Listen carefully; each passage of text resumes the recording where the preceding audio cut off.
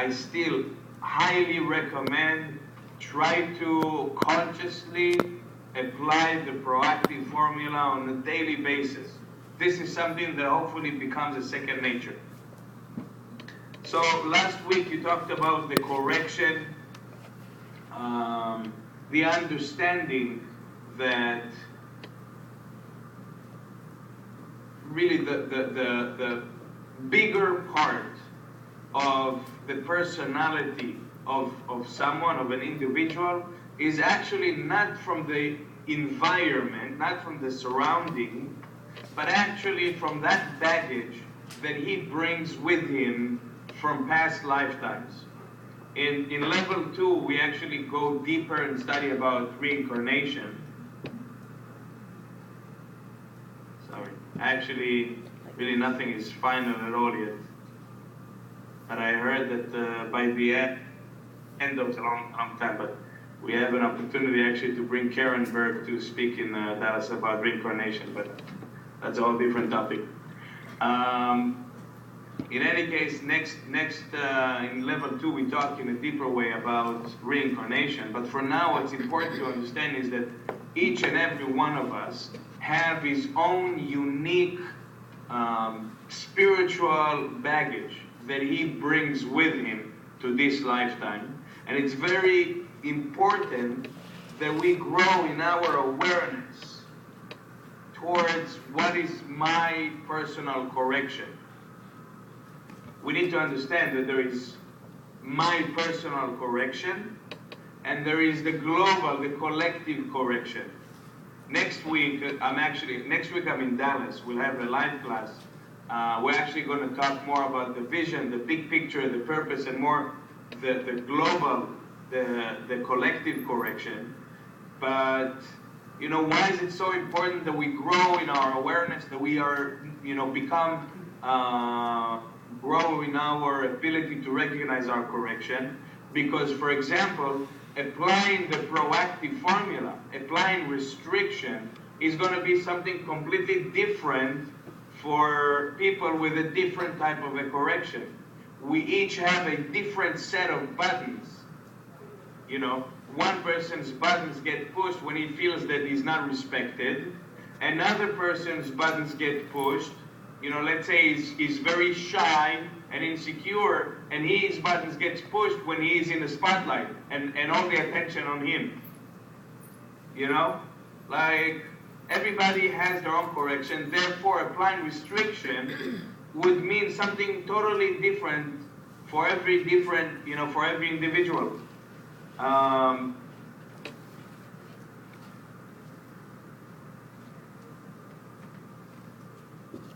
And our correction is really not something that is easy for us to see. Again, it goes into that category of our blind spots. It's not something that is easy for us to recognize or to see. So, again, I think just for us to have more awareness, to start even journaling, try to recognize more and more what kind of a personality, what pushes my buttons. So when our buttons get pushed, instead of being angry at the person that pushed it, we need to ask ourselves, we need to start learning to recognize the type of buttons that we have. What is it that pushed my button? The buttons get pushed when this person is late, or when this person didn't smile nice, or when my kid got back from school with a bad grade. Whatever it might be, we need to start asking, why is there a button, and what does the button stand for? Because that's obviously a correction for us. One major red light that need to turn on is either when we judge or we get reactive by looking at other people's egos. That should be a light for us that it's our correction. If I'm angry at someone else that behaves with ego, okay, it means if I'm judging someone else for their ego, it means that it's also something within me that I need to correct. And the other thing, when there's a situation in life, I'm sure you recognize it, where seemingly, really without any rational reason, we would just be terrified, or will feel like every cell in our body wants to run the other direction. Let's say when I need to initiate a conversation with someone, when I need to open my heart, when I need to go on stage. There's, scenarios or moments in my life that I just feel unexplainable fear or an urge to avoid this at any cost, to run away. This is, again, for us, it should be a very clear sign. Correction ahead. Okay? And correction in general, last thing before I move to the next topic, correction in general, we need to understand that it's like a cosmic debt. Maybe when you owe money in the 1% to the bank, let's say maybe you can avoid it, you can declare bankruptcy, or I don't know what ways that there are to avoid paying. But in the universe, you can't really avoid it. There is a system of cause and effect, and eventually we have to pay back our cosmic debt. It's even a physical law, the third law of Newton. Every action has an equal reaction. So basically, we can't run away from our correction. The more we procrastinate, the more we try to avoid it or run away, the more painful and the more difficult it will be when it hits us. So the best thing that we can do for ourselves is stare it straight in the eyes, that we're going to confront it. If I owe something, I want to pay it and get it over with. Make sense? Yes. That in general, that should be our attitude. When we recognize ego, we recognize buttons, reactivity, fears, whatever it is, once I recognize, I want to charge. I want to confront it, get it over with. Versus trying to avoid it and postponing and procrastinating. By the time it hits us, which can be in 10 years and can also be in 10 lifetimes.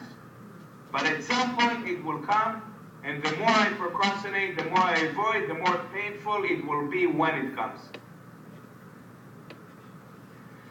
So, today's topic, what I wanted to talk with everyone today also is a very, very, very practical concept, very, very important concept, and unfortunately a very, very misunderstood concept.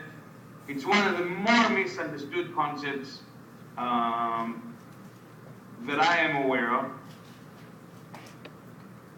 And it's actually what's called sharing. Sharing. I'm sure everybody has heard the famous phrases from the scholars, love thy neighbor as thyself, right? Yes. Everybody heard that, right? I want to start with asking a question. Who in the room loves to share? Who enjoys sharing? Okay, nice. Avery is raising both hands. Okay. So we have a very spiritual classroom today, right? I want to ask you guys to do something in the spirit of sharing. If you don't mind, take out your checkbooks or credit cards or cash, whatever that might be. Okay. Write down a check. Let's say $200. Not too much. $200 for a charity of your choice.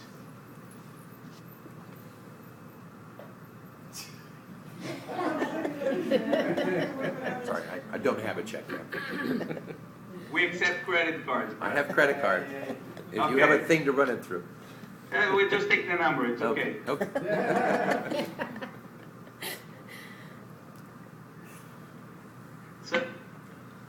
don't think I saw anyone actually reaching to the purse or a wallet.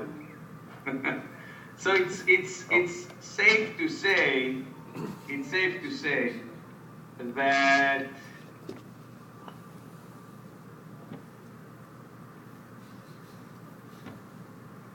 there is an element that is difficult or uncomfortable in what I was asking you to do.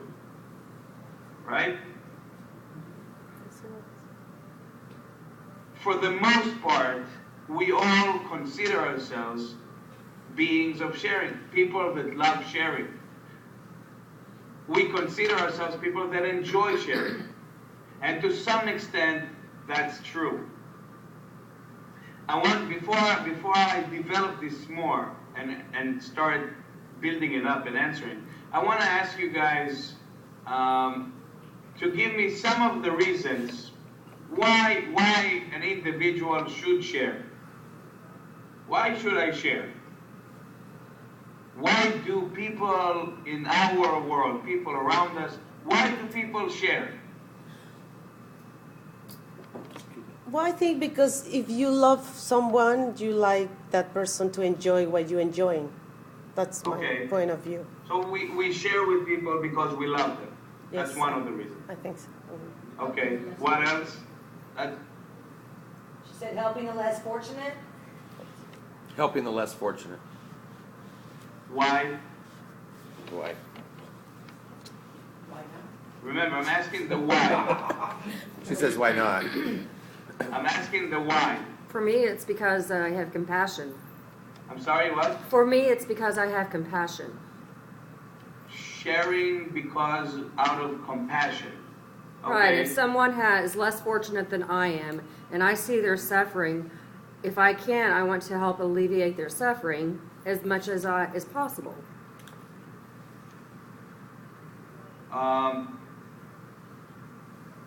Can I ask you why? Because I care, because that matters, and if I can Okay. I can make a difference in the I world. will say maybe caring is maybe the best answer to the why. Sharing out of caring. Okay? That works. Still compassion. Okay. Thank you. What else? What are the reasons people share in this world? We say people in your family. because we love someone, out of caring. What else? Go ahead, Brad. I'm sorry, I couldn't hear. Well, one of the reasons I like to share, and it depends on the situation, but it's because it makes me feel good to do that. I mean, I get it, seem to get it back. Right. Okay. So basically, there's kind of two reasons that you're stating here. One is because it makes me feel good. The other one is more like you scratch my back, I scratch your back. I know that Sort of. if I will share with you, I will get it back. It'll come back. It comes back. Yeah, cause and effect, right? Mm-hmm. Okay. What else? Some people need it. I'm sorry. Some people need it, she said. But why? Why again? The Why? question is why do people share? We know people need. We know there is a need. We know there's a lot of avenues where to share. We're talking more about the consciousness. Why do people share? Like in the tornadoes, people lost their clothes. I try to take my clothes that we have and go give it to that person so they'll have clothes. And it's not to get anything out of it, it's just because the people need some clothes because their Right. clothes are gone. Well, she said it, for example, we had a lot of tornadoes that moved through here. A lot of people were hurt, lost things, and you just feel an overwhelming desire, need to help them out and get them back right. Okay. But I don't have a reason for it. She can't explain the reason, it's just a need, she It's says. a need. I need to give it. I need to give Okay. it Someone in clothes the someone because in they the need some back raised clothes. their hand. What came to me was approval. What? She says the reason for sharing is approval. For approval. Okay. Thank you. Good example. What else? Last one. Good example Elliot? is people who share. Like, brother or sister. The desire to share for the sake of sharing. I can't hear. She said a desire to share for the sake of sharing. I'm the spokesman. He's trying to help. My job. I'll bring your correction here. Okay. So, a desire to share what for the sake of sharing? Yeah, for the sake of sharing. Need the microphone. Okay. Check the microphone, you think. That's kind of saying, that's kind of like when you ask your kid, why are you doing this? Because, you know. By the way, is Pamela in the class? Yeah. Right here. Pamela's over here. Okay, yeah, I can see your 3 right fingers. Okay. Who is that? Okay, perfect. Okay, guys, so we raised, I'm sure if we continue, we can come up with more, but we raised some reasons why people, I probably don't remember everything, but we said we share because we love someone, we share because it makes me feel good, we share because we care, we share because of a need that we feel, we share for approval.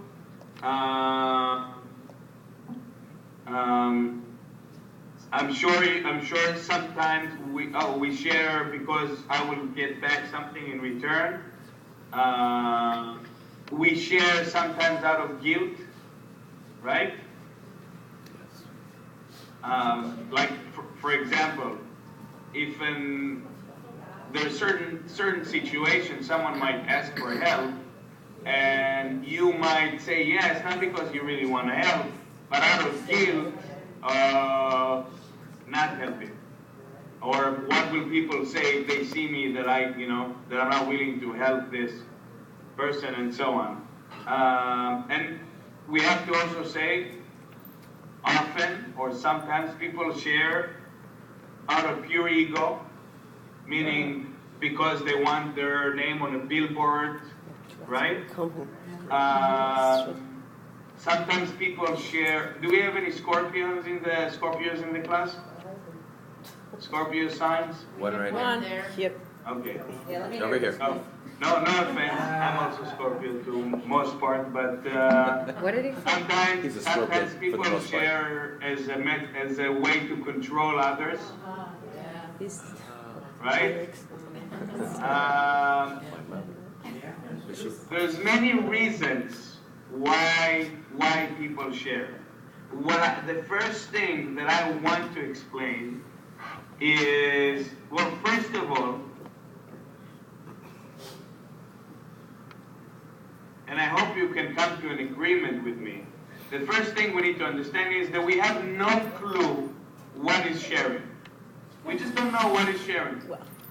We think we know what is sharing, but the truth is we don't know what is sharing. The very simple way of measuring it is that I am sure that just like in this classroom, when I ask who considers themselves a being of sharing, a person that loves sharing, everybody raised their hand, right? And I'm sure if the room had 100 people, then we would have 100 people raising their hands. And I'm sure even if you go to a prison, a maximum security prison, and you will ask the people there, I'm sure most people will also answer there in prison, yes, nothing in prison, so we all agree with that. You know? A little bit too low. There are people of sharing, and I don't know if you got a chance to speak with people that have done things that society considers very, very negative. They will give you their reasons for doing it. For them, it felt like doing the right thing at the moment, for whatever reasons. Bottom line is that as humanity, we don't understand the concept of sharing. Kabbalistically, what do the Kabbalists teach? Why should we share? Why should I share? The Kabbalists say it's not because of morals, it's not because of ethics, it's not because it's written in the Bible, in the Quran, in the wherever. Can you hear me well or? Yes? no, but it's kind of low. No. No? No, okay. Yeah, they are in the Bible. Oh, You know, yeah. and so- without, We're having a squelch problem. What do you think is, Yeah. is him? No? Well, I because don't- when I don't pay attention, I just become charismatic. And, Thanks God we pay attention. okay, so I lower back my voice. So people share for many reasons, but what the Kabbalists teach is that the reason to share is not because of morals, it's not because of ethics, it's not because it's the right thing to do, it's not because it's written in the Bible or because Jesus said to share or any of these reasons. The reason to share is for us to have affinity with the light, with the Creator. You remember in the second class, we said for us to be like the Creator, for us to be connected, means to achieve affinity, consciousness-wise. That we start thinking and start desiring as the Creator thinks and desires. Just like the light, the Creator, that is a perfect entity, is not lacking anything. The Creator has no need to receive anything from anyone. And therefore the Creator is light, is consciousness that constantly and endlessly expands. It constantly nourishes and gives and loves and shares and so on. In the same way, what is the reason for us to be people that are giving in our life, beings of sharing? Is to be connected to the endless, is for us to have affinity with the light. And the Kabbalists actually don't call it sharing. How many people in the room read Michael Berg's book, Becoming Like God? 1? 0. Okay. I really recommend it, Becoming Like God by Michael Berg. One of the chapters there is called Transformative Sharing. And sharing, the reason we share is for us to transform, is for us to elevate our consciousness, is for us to be like the light.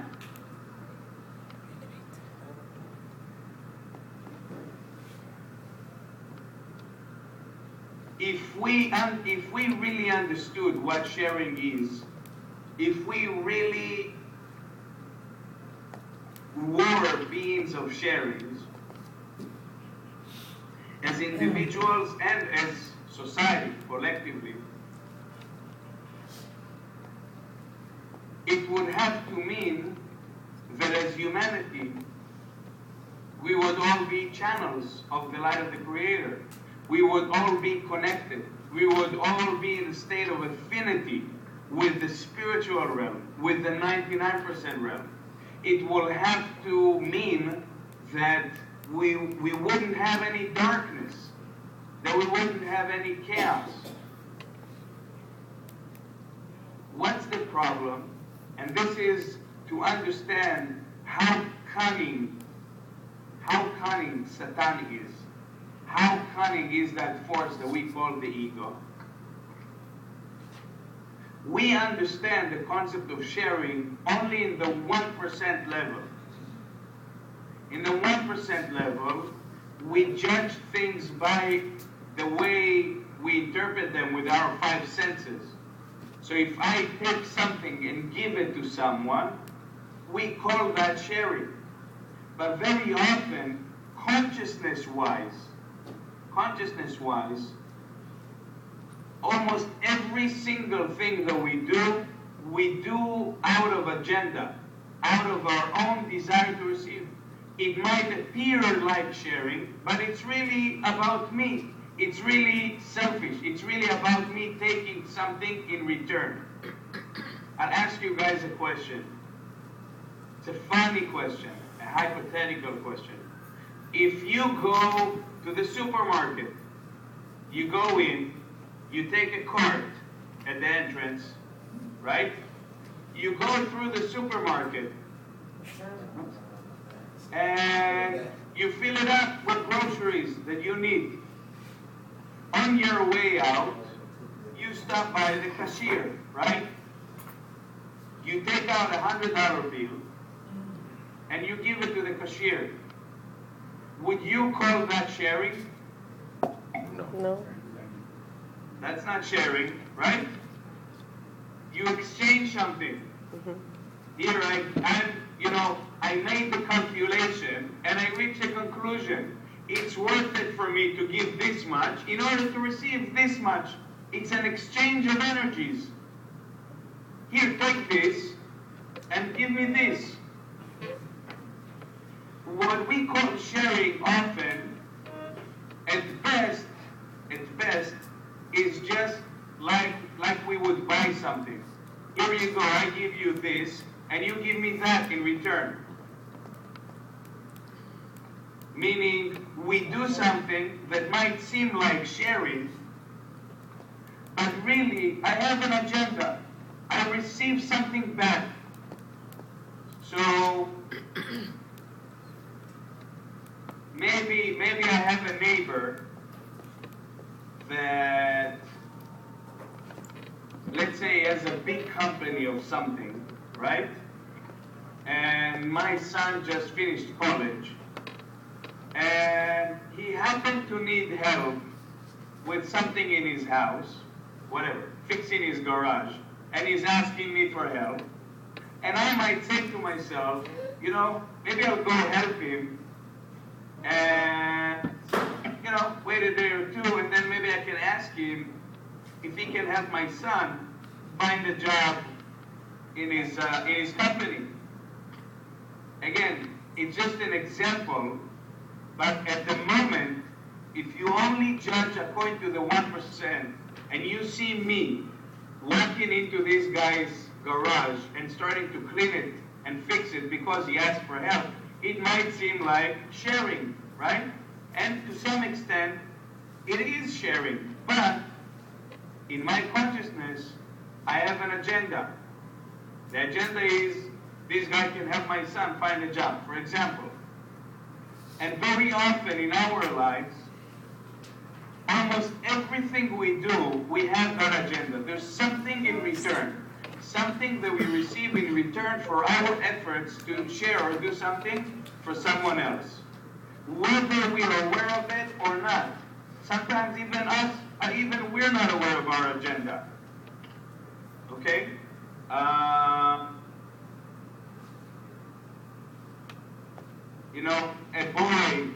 boy can go and buy chocolates and flowers to a girl, right? Is that sharing? We know Probably that it's not. something, right? I'll say something that is on a much bigger scale, okay? And then again, I just share it as an example. I don't really want to go into politics, but our country, our great country of the United States, decided to sacrifice really a lot in order to help the poor people in Iraq, right? It happened to be that there are certain resources in that country, right? For example, we have similar issues in Syria that lacks these resources, and we're not so quick to go in there. And again, I really want to avoid the politics aspect of this because, frankly, I really don't care about it. But the message or the important thing in this example is there's an obvious agenda. There's an obvious agenda. In this case, it's obvious. Very often in our lives, it's not really obvious. It's not obvious. There's something in return. Brad, like I think you said, even just sharing because it makes me feel good, right? I receive something from it. I receive energy from it. I feel good about myself, right? So what is real sharing? Think about it. What is real sharing? So far, we're giving examples and we're talking about how we might think that we're sharing, but there's some agenda. I really receive something in return. Consciousness-wise, it's more like taking. I'm taking something. There's something that I want, and I know in order for me to take it, in order for me to get it, here's what I need to do. I need to do this, I need to do this, I need to do that, whatever action that might be. So what is real sharing? So first of all, real sharing is a state of mind. It's a state of mind. It's consciousness. You can't really judge according to the person's actions in the 1% whether he's sharing or not. It might seem like the most sharing action in the world, and in truth be pure greed. Pure greed and selfishness.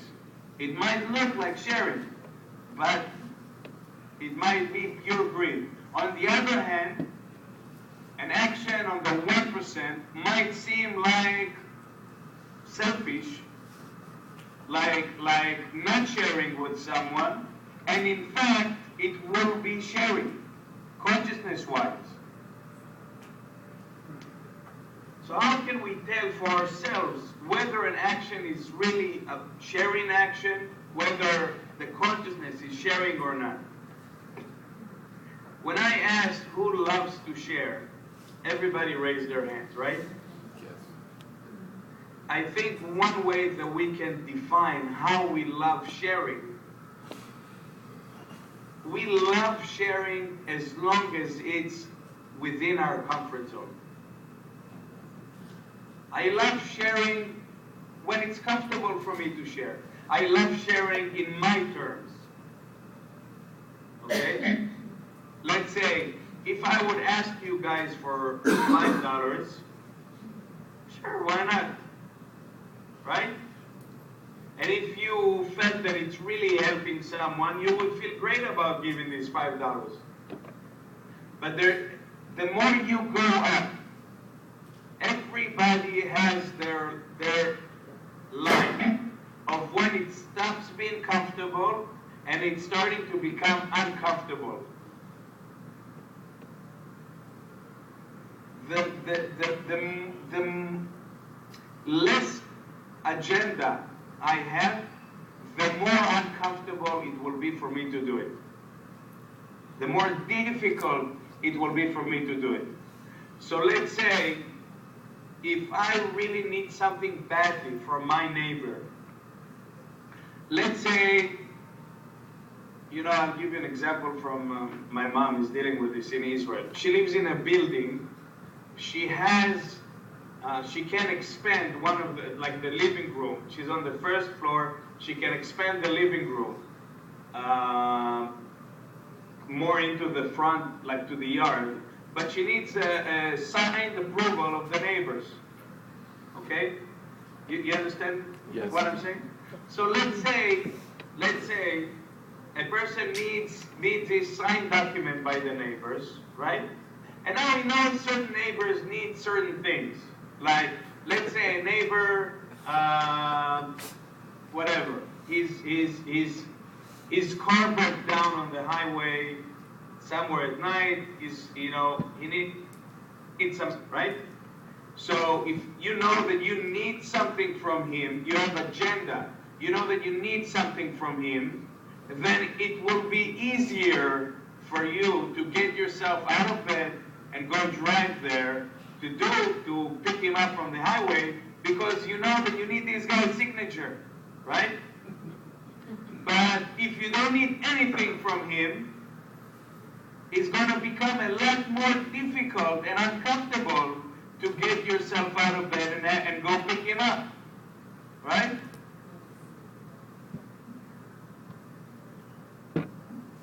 Our nature is a taker. We're a vessel. We are programmed to receive, and we're driven by desire to receive. In every action that we do, we calculate, what's in it for me? What am I going to receive in return? And to the degree that I'm going to receive something in return, to that degree I am willing to invest. To that degree I'm willing to make efforts. In fact, it's funny, I just taught this last Sunday from the Rav Shlach, the teacher of the Rav Berg, one of his writings. He says, if we don't recognize the potential for us to get something in return, we wouldn't even lift a finger. That's our nature. So what are we saying? And it's not just black and white. It's not just black and white. There's a lot of gray in the middle, meaning almost every action we do is not pure selfish or pure sharing. It's somewhere gray in the middle. There is some element of sharing. There is some element of what's in it for me. To the degree that I have an agenda, to that degree I limit the light that I can channel through these actions. I can do actions that seem like sharing, but they won't reveal light, because consciousness-wise I'm full of agenda, and in truth, behind the curtain, beyond the 1%, it's pure greed. And so it won't really reveal light, not for me, not for others. On the other hand, I can do an action that might not seem like sharing at all, but consciousness-wise, it's very sharing. Consciousness-wise, it's not agenda. Consciousness-wise, I'm driven by genuine love and a desire to share without agenda, and that action, doesn't matter how it looks like, will reveal a lot of light. And for others. At the end of the day, we share because we want to be transformed, we want to elevate our consciousness, and we want to be in a state of affinity with the light. We share as a tool to be connected to the endless and to the light. And in order for that tool to work, we need to learn what real sharing is. Real sharing begins when I actually sacrifice something, when I actually give up something. Real sharing begins the minute I step outside of the comfort zone. As long as I share what's comfortable for me to share, then there is no difficulty here. I'll give you an example. If I have, let's say, sushi, I have a plate of sushi.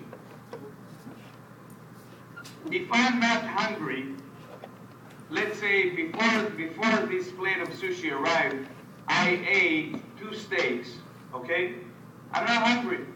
Now, is it going to be difficult for me to offer this plate to others? Hey, would you like a plate of sushi? Yeah, it's easy. It's not going to be difficult because I'm not hungry. I don't want to eat it, right? I'm full. Here you go. Have sushi. Enjoy it. But to the degree that I am hungry, to the degree that I actually want this plate, to that degree it will be difficult for me to offer it to someone else. Imagine I'm starving after I didn't eat for 3 days, and finally I get a plate of sushi. Right? Now to offer it to other people is going to be almost impossible for me personally. The idea is the more uncomfortable, the more out of the comfort zone, the more of a transformation there is. In real sharing, which is consciousness of sharing, in order to achieve that state of consciousness, we need to actually overcome our ego in the process. We need to actually overcome the desire to receive, the agenda. When you share in a real way, in a real transformative way, when you share in a way that is uncomfortable for you, you will see that in the process of manifesting that action of sharing, you need to battle with your ego, with your opponent, with your desire to receive. There's going to be a voice that will tell you, no, don't give that. give anything but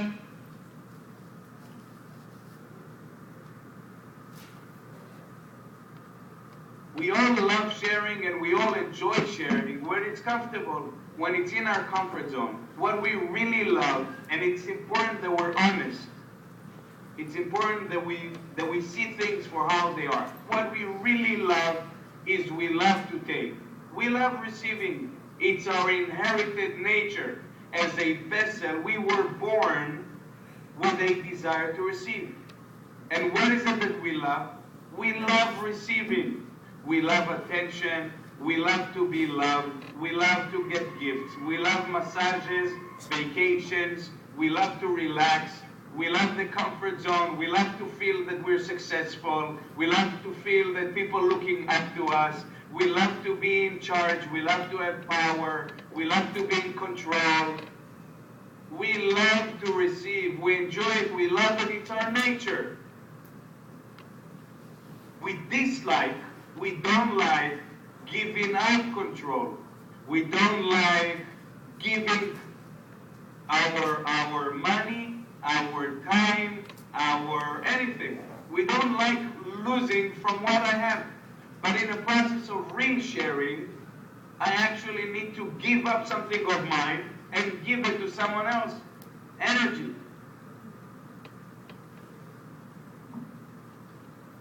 I want to try an example.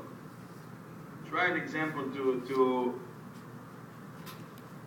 see this. Imagine you have a room with 10 people, and each of these 10 people, obviously, each one wants to feel loved. Each one wants to get attention. Each one wants to feel important and special, right? It's the nature. Every person wants to feel special. Every person wants to get attention. Every person wants to feel that they matter, that they're important, and so on. So we have a room with 10 people. Obviously, everybody wants to get attention and feel loved and accepted and all of that. Now let's take two scenarios. In the first scenario, because everybody wants to feel love and get attention and so on, everybody will do things to attract attention, to impress others, to make others look, think we're special, right? Now let's ask, in this scenario, how many people are gonna actually get energy, feel that they're loved? No one? Nobody. Nobody. Let's start with that. Nobody's busy giving attention to others. Nobody's busy loving or making others feel they're special. Everybody's busy trying to impress others to get attention. Basically, everybody's busy taking energy. Nobody is busy giving energy.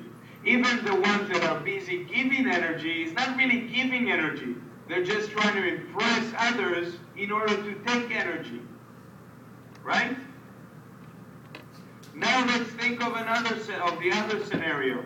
Same 10 people in the room. Everybody want to feel special. Everybody want to get attention. Everybody want to be important. But in this scenario, instead of being busy with their needs and what they want and their own agenda, they're busy giving attention, giving love, making the other person feel special and important.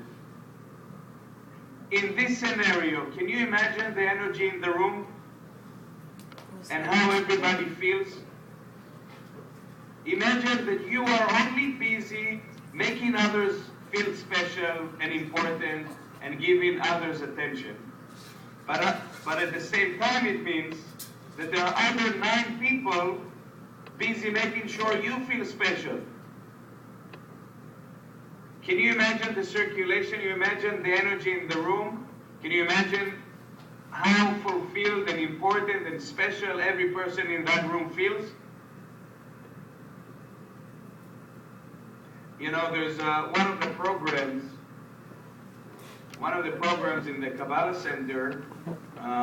Next week when I'm in Dallas, we actually learn also a little bit more about the Kabbalah Center and the purpose, why Kabbalists have been doing what they're doing for thousands of years. But the Kabbalah Center is a non-profit organization with different projects. One of them is called Spirituality for Kids. And they play this game with kids when the lesson on sharing. Comes lunchtime, they put a pot, like a stew, a hot stew, in the middle, very tasty, and all the kids play a game. They have very long spoons tied to their wrist. Okay, and now they say to everyone, "Okay, bon appetit, go on." Enjoy it, and very quickly every kid realizes that the spoon tied to the wrist is too long to for him to feed him for the kid to feed himself. So they can either all try and be frustrated about it, or eventually they can realize that they can feed each other, and in that case obviously everybody will eat. The idea of sharing,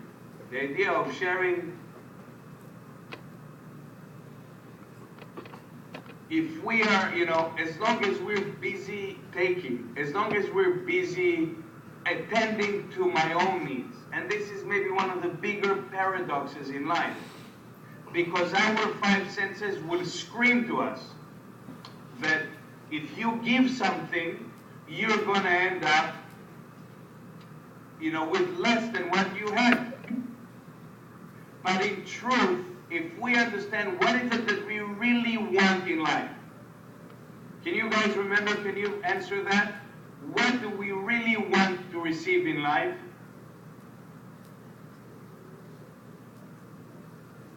From the first class. What do we really want to receive in life? Please, someone. We always spoke about love. Do we want a Mercedes? No. No. Do we want a big house? No. Okay. Do we want a lot of money?